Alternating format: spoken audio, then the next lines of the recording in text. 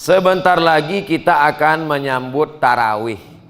Bagaimana kalau kita masbuk dalam tarawih, tapi kita belum sholat isya? Bisakah kita mengikuti imam yang sedang sholat sunat?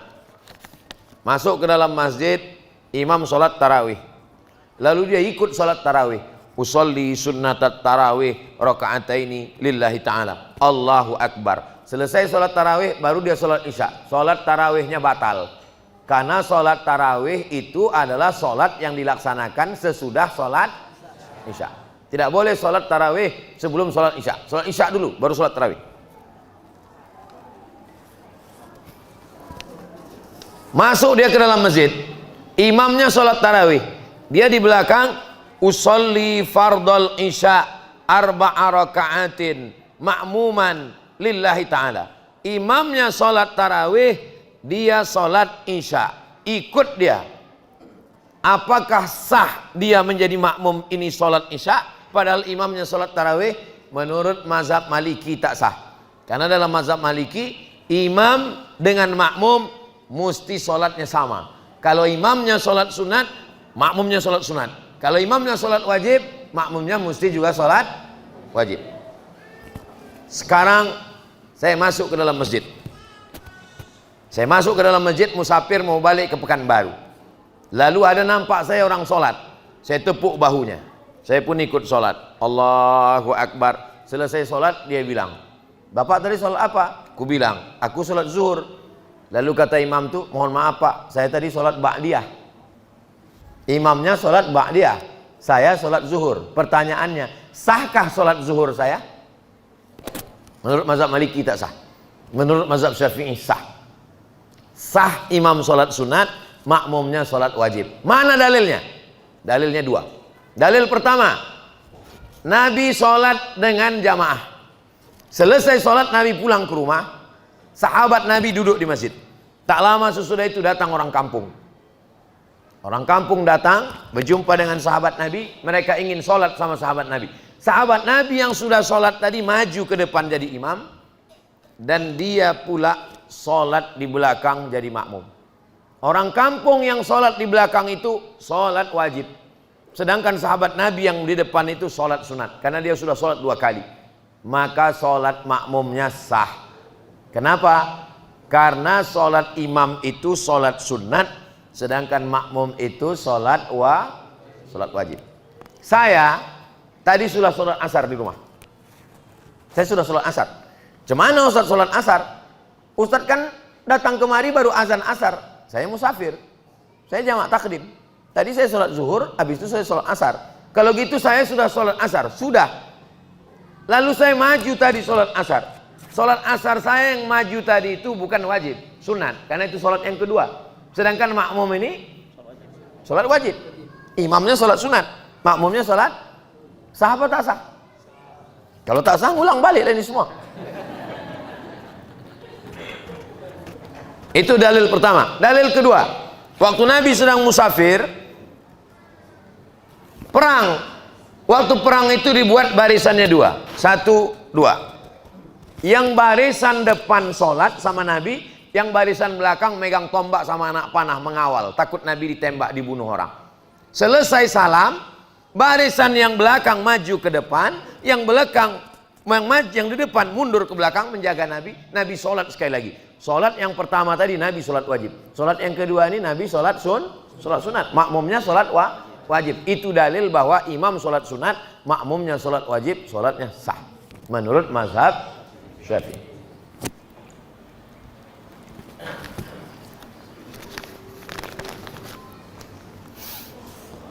Apakah amalan-amalan kita musnah apabila suami tidak ridho atau tanpa izin suami, baik amalan sunat atau wajib? Ibu kemarin waktu mengandung anak tinggal puasa 7 hari. Menyusukan anak tinggal puasa sebulan. Lalu ini sudah mau masuk Ramadan, sekarang sudah masuk bulan Rajab. Lalu ibu laksanakan puasa qadha, dilarang sama suami. "Bang, aku besok puasa qadha utangku kemarin." Apa kata dia? "Kau jangan puasa." Pertanyaannya, ibu puasa atau tak puasa? Ini diam paham atau diam bingung? Ibu bilang ibu mau puasa qadha. Utangku kemarin bang, tinggal 7 hari. Ini udah bulan Rajab, aku takut nanti Sya'ban hilang. Pertanyaannya, kata suami, kau jangan puasa. Ibu tetap puasa atau ikut suami? Berarti melawan suami lah. Katanya surga dibuat tapak kaki suami. La ta'ata li makhluqin fi ma'siyatil khaliq. Tidak boleh taat kepada suami kalau menyebabkan maksiat kepada Allah. Jadi yang tak boleh itu adalah puasa sunat. Puasa sunat kata dia, kau jangan puasa sunat, ibu tak boleh. Tapi kalau puasa qadha, puasa nazar, puasa Ramadan, mengganti puasa wajib, puasa kafarat, menebus sumpah, maka itu wajib, kalah kewajiban pada suami. Ibu pakai jilbab, pulang suami ibu, kata dia, kau tak usah lagi bertudung, tua kali kau nampakku. Aku mau kau macam artis, rambut kau dicat 3 warna. Ibu ikut suami apa ikut Allah? Ikut Allah. Apa pula buka tudung kepala? La ta'ata li makhluqin fi ma'siyatil khaliq. Tidak ada ketaatan kepada makhluk kalau menyebabkan maksiat kepada Allah Subhanahu wa ta'ala. Itu jelas kaedahnya. Jadi kalau ada suami yang mengatakan, kau mesti begini, kau mesti begini, kau mesti begini, balikkan ke dia, kau juga mesti begini. Bukan kau aja yang tahu, aku pun tahu juga. Jadi jangan mau dibodoh-bodohi laki-laki. Nah ini tentang masalah taat kepada suami. Bagaimana mencari ilmu yang bermanfaat? Ayo kita ke kisaran. Acara apa? Acara pelatihan medsos. Datanglah beberapa anak muda dari Masjid Istiqomah Lubuk Aman.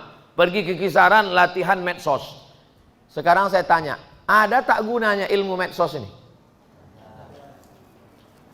Sekarang jamaah kenal Ustadz Somad itu dari mana?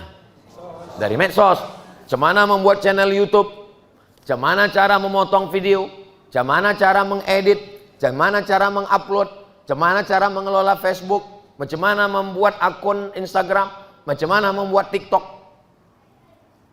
Oh ini haram Pak Ustadz, dia macam pisau. Pisau kalau dipotongkan ke ayam, dipotongkan ke itik.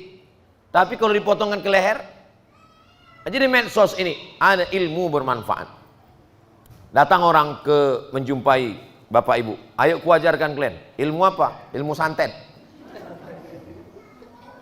Sihir. Tak boleh belajar ilmu sihir, haram. Nah jadi ilmu yang bermanfaat adalah 3 yang mengalir. Kalau masih manusia yang pertama mengalir, waladun solihun, anak yang soleh. Yang kedua, ilmun yuntafa'u bih, ilmu yang bermanfaat. Yang ketiga adalah shadaqatun jariyah, sedekah jariyah yang mengalir.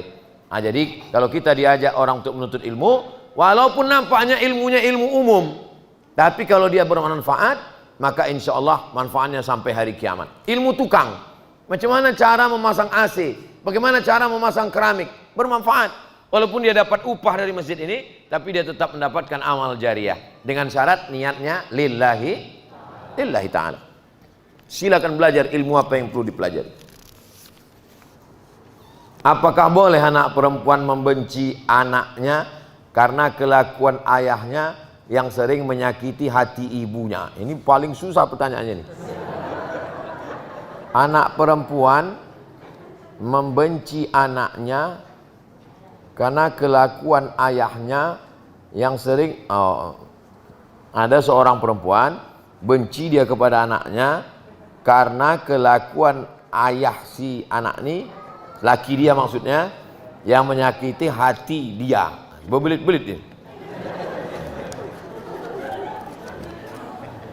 Bolehkah ibu membenci anak ibu karena laki ibu menyakiti ibu lalu benci ibu ke anaknya? Wala taziru waziratun wizra ukhra. Dalam Islam tidak ada orang memikul dosa orang lain. Dosa ayah tanggung sendiri, dosa anak tanggung sendiri. Kenapa pula ayahnya bersalah, anaknya yang kita benci? Kalau benci, bencilah ayahnya. Nah, jadi tak boleh kita memikulkan beban kepada orang lain. Wala taziru waziratu wizra ukhra. Wa allil insani illa ma sa'a. Orang hanya menanggung perbuatan dia saja. Saya hanya menanggung perbuatan saya, perbuatan ayah saya, perbuatan atuk saya, itu bukan urusan saya. Jadi kita tak boleh zalim pada orang.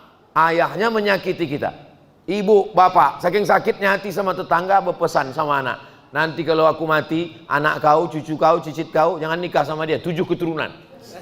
Apa salah dia? Atuknya dulu yang salah, cucu cicitnya kan tak salah. Nah, jadi jangan kita dendam kesumat sehingga semua orang salah, satu suku salah, satu orang Jawa yang salah, satu pulau Jawa salah, satu orang Batak yang salah, satu pulau Samosir salah. Itu tidak adil namanya. I'dilu, bersikap adillah, wa aqrabu littaqwa, karena keadilan itu lebih dekat kepada ketakwaan kepada Allah Subhanahu wa taala.